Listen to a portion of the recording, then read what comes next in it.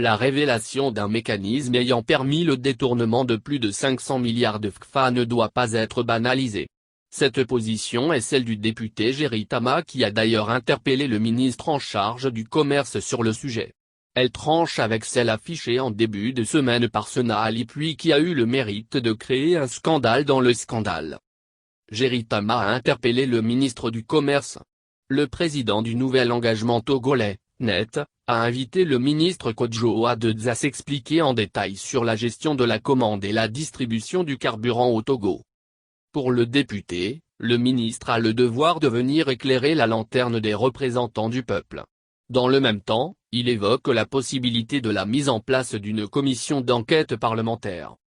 Mais il faut être au moins 15 députés pour lancer une commission d'enquête parlementaire, autrement dit, ce serait une arlésienne au regard de la configuration parlementaire très défavorable aux députés de l'opposition, déplore-t-il.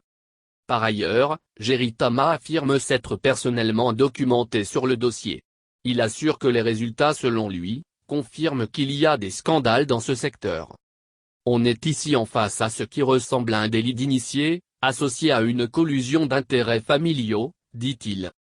Le député pointe un montage tellement huilé ayant permis le détournement d'une somme colossale qui ne peut être qu'une estimation. Nul ne saura jamais combien a été dérobé aux consommateurs que nous sommes car les excédents ont été payés par nous, précise-t-il.